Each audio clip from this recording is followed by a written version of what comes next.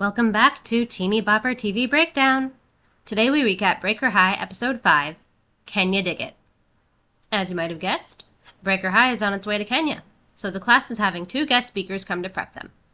Turns out the woman advertising the firewalking outing last episode is the onboard teacher, which I should have guessed. As luck would have it, they are 2 good-looking men, so Ashley and Cassidy are paying attention. These 2 brothers, Kip and Marcus, actual brothers, not slang, are going to be the group's guides at a game reserve that weekend. Marcus will be leading a photo safari, and Kip will be offering a close-up look into Masai warrior culture. The latter notes, "Some of you boys look like athletes. Maybe you'd like to see if you've got what it takes." Denise immediately takes note of his phrasing and interjects, "Excuse me, are you trying to suggest that women can't be warriors?" Luckily, his response is, "Not at all. Feel free to join us." And Denise says she'll be there. Ashley seems to have regressed a bit from last episode. She somehow thinks the men who went to school in Nairobi might recognize her from the TV airing of the Miss Southern Teen pageant. Tamira too. Like the tangent she went on to Max in the first episode, she goes on about how much she loves lions, so she really hopes they see one on the safari. Even Alex starts bragging to Kip about how he's already a warrior since his high school sports team was the Gladiators.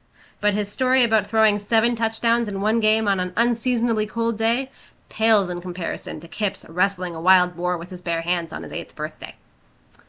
After the theme song, we find Sean and Jimmy discussing the outings. Jimmy's gung-ho about the Masai warrior option, while Sean wants to go on the safari. "But the safari is going to be all girls," Jimmy says. Sean raises his eyebrows, and it seems like Jimmy gets it. But then when Sean continues setting a scene about sleeping in tents at night, and the audience all knows what that's meant to be the perfect setting for, Jimmy ends that sentence with, "Shadow puppets!" Apparently he does a really good Beavis, Butthead, Urkel, and even Yo-Yo Ma. Meanwhile, Ashley and Cassidy are still admiring Kip and Marcus, and Alex's green-eyed monster starts to make its appearance. "What's so great about those guys?" he asks. "Sure, they're highly educated and warriors and can wrestle wild animals with their bare hands, but I bet their JV football coach never nicknamed them Sparkplug." Cassidy clocks out loud that he's jealous, and Ashley eggs him on with, "Well, Sparkplug, you could start my engine anytime if you were a warrior." Princeton boyfriend Tyler, who? We are off the ship and on the game reserve. The safari participants are all in their best animal print, cargo shirts, khakis, and wide-brimmed hats. Sean pulls the same money-making scheme attempt from the fireworks episode by telling Marcus, after watching him toss luggage into a pickup truck, that he should join the NBA and design a shoe, and Sean will only take a 65% cut. But he's shot down immediately when Marcus says, "Nice try. I've seen Jerry Maguire." And of course, Ashley and Cassidy continue flirting with him.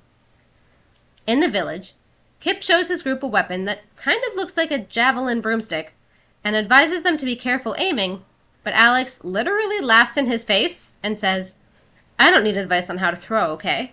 I was an all-state quarterback." Wow, rude. He tosses one and brags about the distance it got. I am very glad Kip immediately shoots him down with, "When it comes to survival, distance isn't as important as accuracy. The targets are over there," which is the complete opposite direction.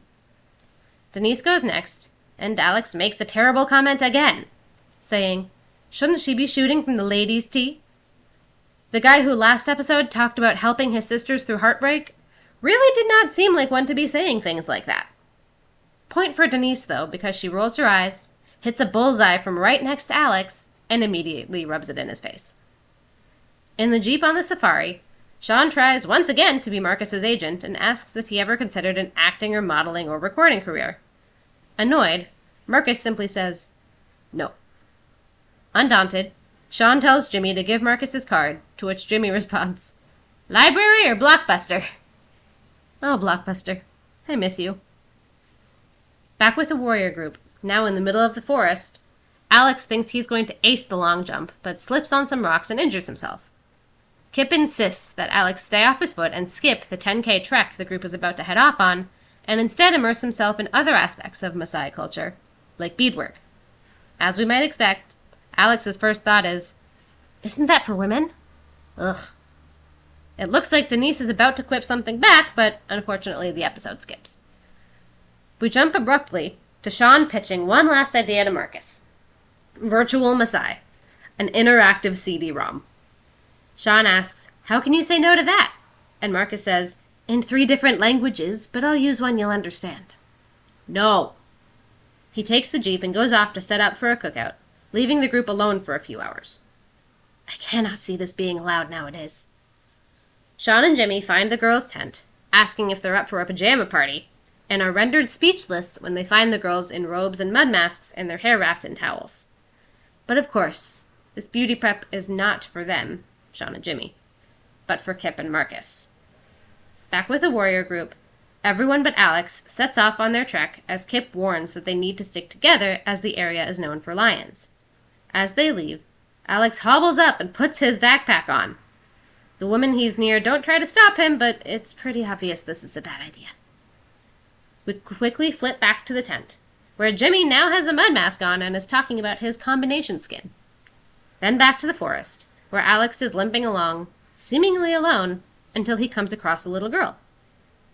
In the tent again, Tamira is bemoaning how she wants to see a lion up close when the group hears a roar and sees one stalking right outside. Of course, while Marcus is gone. Judging by her shrieks, somehow I don't think Tamira meant right now. Sean suggests they throw something at it to scare it off, and the first thing Jimmy grabs to do that with is Sean's wallet. Okay. Ashley sprays some perfume in its direction, but that doesn't do anything either. And then they try reading aloud to see if that puts it to sleep, except all they have are toothpaste tubes and shampoo bottle labels. Yikes. Back in the forest, Alex's conscience gets the best of him, and he decides to help the girl home instead of trying to catch up to his group. He says so much for being a Masai warrior, but in reality this is maybe the most heroic thing he could be doing. Reading toiletry ingredients may not have put the lion to sleep, but apparently Ashley's beauty pageant stories do. And he's not the only one snoozing. Sean, Jimmy, and Tamira are all out like a light too. Eventually Marcus gets back and reassures the teens that there's nothing to fear. This old lion's name is Mambo, and he's toothless and harmless. Alex brings the little girl back to camp, where the rest of his group is now waiting. Turns out her name is Nalangu, and she does speak English, even though she kept quiet in the forest. Alex never asked, so she never spoke. She says there was one thing she didn't understand, though, and then goes into a whole football hypothetical that I can't even decipher, so go off, kid. Later that night, around a campfire, Ashley is excited when Marcus asks her a question, but is quickly deflated when he wants to buy some of her cosmetics because his wife has combination skin. Kip walks around handing out traditional necklaces to the teens in the warrior group who demonstrated exemplary attributes, and Alex is surprised when he is one of them. Kip explains that one of the Masai's most valued traits is actually gentleness, which Alex had in spades when bringing Nalangu back.